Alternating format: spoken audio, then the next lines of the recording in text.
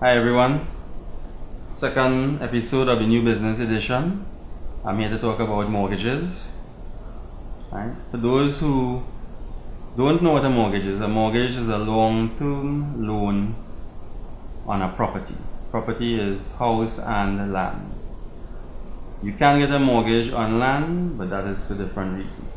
So this long-term loan, basically, the term is between 20 years, 25 years, 30 years. You pay a monthly rate and you get a lump sum figure. How it really works: if you are a single person, you take your annual salary, gross salary. So if your annual gross salary is $100,000, use a factor of 3, and so your maximum mortgage should be about $300,000. The younger you are, mortgages should be paid out by age 60. So the younger you are, the longer the term. So if you are age 25, let's say, you can get a mortgage up to 35 years. But let's say you go 30 years. So you can get $300,000 for 30 years. And that you use. Now, if a property is $400,000, it means you have to go out there and find the extra $100,000. You also have what you call buying costs and closing costs. These are legal fees, survey fees, stamp duty, and any other expenses, surveyor, quantity surveyor, valuator, and so on. These fees can reach up to about 10% of the value of your property. If you are married, then if you take your joint salaries, and let's say that is now $200,000, you could use a multiplier of 2.5, and that becomes $500,000. So that you and your spouse could buy a property of about $500,000. So the best way, if you're a first-time buyer, is actually to go to your bank or a mortgage company, submit your salary details and so on, and pre-qualify. So then you'll know exactly what kind of property you could be looking at. You should be looking at to purchase. Depending on the area you want to go, then you will know what the shortfall is. So say a property is 800, and you could only afford 600. You have to go and find that 200, and plus say 10% of 880,000 in closing costs. You have to find $280,000. That's what makes the market a little bit hard, because properties generally aren't under $600,000. There are also different types of mortgages. There are what you call fixed rate mortgages, where the interest rate is fixed for the entire duration of the mortgage, or you have a variable rate mortgage. Variable rate is where it is tied to the market interest rate, and so your rate could fluctuate on an annual basis. They'll adjust it annually. In the old style of mortgages before the crash internationally, you had what you call low-cost mortgages, where your mortgage would be small in the first 3 or 4 years, but then your monthly payment would literally double in the 4th or 5th years.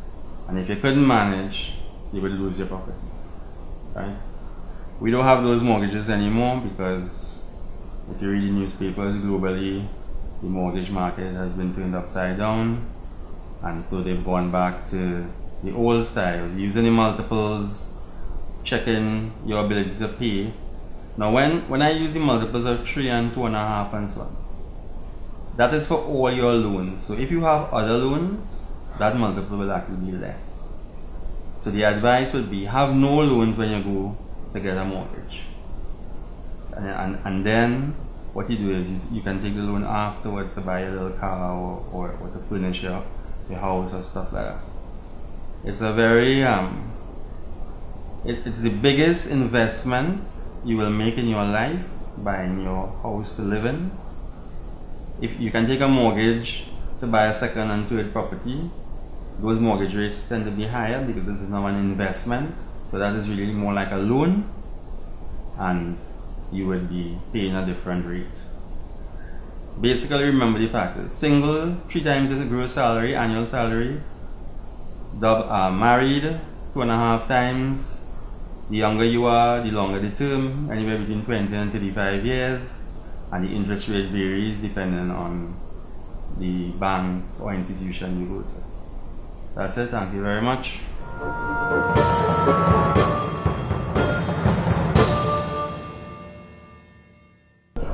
Good day everyone, you're watching New Business Edition.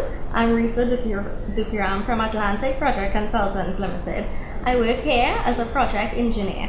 Actually, my work experience here has been so enlightening and rewarding. However, there are many challenges with this job. I actually just graduated from the University of the West Indies last year, and this is my first civil engineering related job. And well, now I have to bridge that gap between my working life now and my UE school life. UE has been so wonderful that it teaches you all the theories behind the different aspects of civil engineering and how to achieve those goals. So all the behind the scenes theories such as the processes, etc. However, while you're at school, you don't actually think about all the external factors that may at the end of the day affect your projects. So you think it's one certain way, and then when you're here you realize nothing is so simple. So what I've learned is that the main factor that affects all these projects is the people factor. Now, if there's not proper communication between all the team members and stakeholders, etc., then your project, of course, is at a greater risk for failure, which of course we do not want. We try to reduce that as much as we can. Take for example, a project will consist of your project managers, such as myself, then you have the contractors, the clients. Now all these people all want to achieve the same goal at the end of the day, which is project completion. Now each of these individual members of the team may not always have the same approach to get in there. Take the client for example. He allocates a certain budget and time frame towards his project, and of course he wants to achieve the maximum quality. So the contractor, he would want to minimize his costs, and of course time is money. If you go over certain time limits, there must be penalties, and this would cause the contractor to eventually pay more than he budgeted for as well. But this doesn't mean that the quality of the works being done will be affected or anything affected.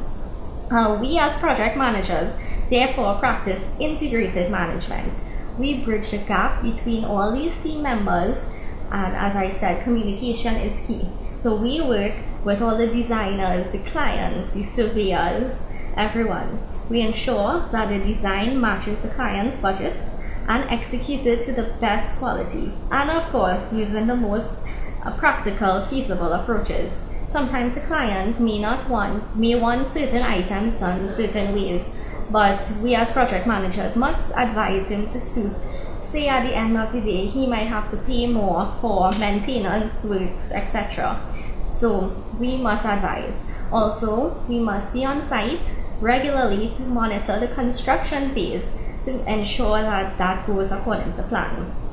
So, as I mentioned before, the people factor and communication is key in any project. I definitely enjoy what I do, as do everyone I work with. I thank you so much for your time, and may God bless.